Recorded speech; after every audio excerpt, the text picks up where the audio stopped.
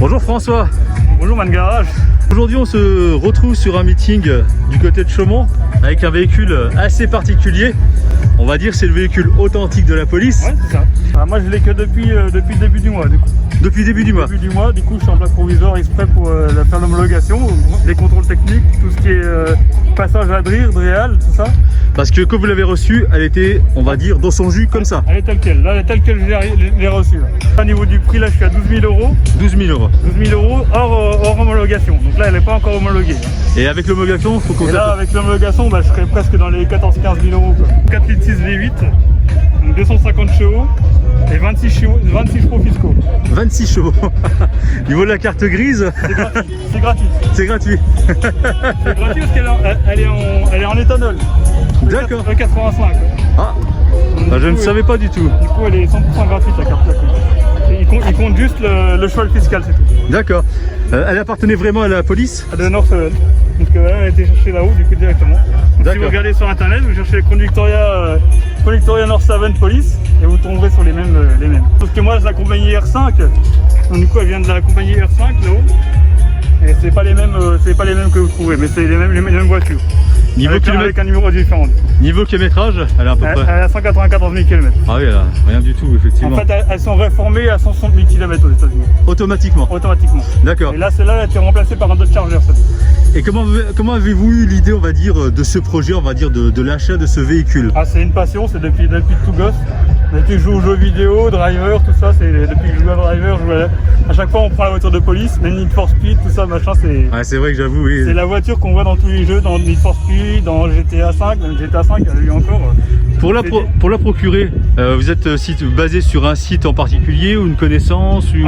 En fait, elle a été achetée aux enchères, la voiture. D'accord. Donc c'est comme une vente de domaine ici, hein, pareil. Les enchères directement en France? Ouais. Mais par contre, celle-là est achetée aux États-Unis. D'accord. Donc moi j'ai acheté à un particulier et après elle a été rapatriée aux États-Unis par l'importateur. Ah, c'est excellent ça.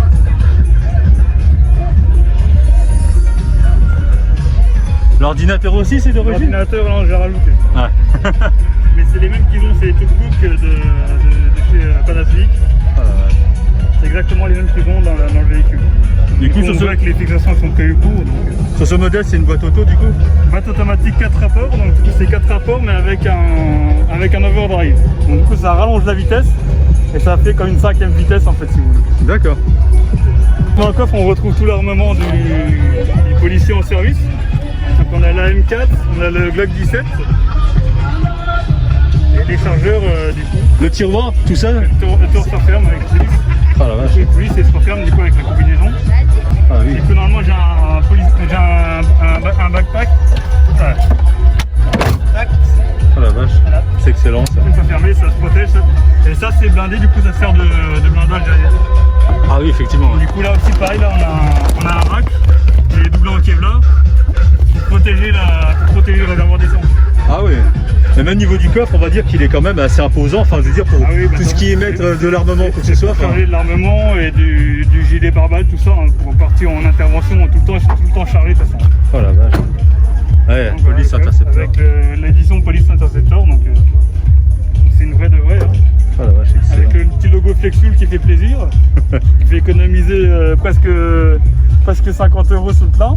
Oh effectivement, parce qu'un plein on va dire pour ce modèle, faut compter. Le plein pour 40 €. 40 €. Et sans, on va dire sans éthanol, sans rien du tout, etc. On est à peu près à combien? Oh, je ne saurais pas vous dire, mais je pense que ouais, ça doit tourner aux alentours des presque 100 €. Hein. C'est un réservoir de combien de litres? 70 litres. 70 litres, d'accord. 70 litres, donc du coup, l'éthanol c'est 50 centimes le litre. Ah oui, effectivement, c'est du vrai, hein. Costaud, je peux vous confirmer, mais... Ah oui, même là. Je peux m'asseoir? Oui, allez-y, vous verrez que c'est confortable quoi. Je vais m'asseoir à la place. À la limite du... Hop là. Ah effectivement ça fait bizarre hein. C'est excellent. Du coup c'est pas inconfortable mais presque c'est pas... Oui non ça va encore. Ça va encore. C'est comme un bon. Hein? C'est vrai que c'est excellent. Voilà les amis, je suis en prison. C'est excellent. C'est excellent.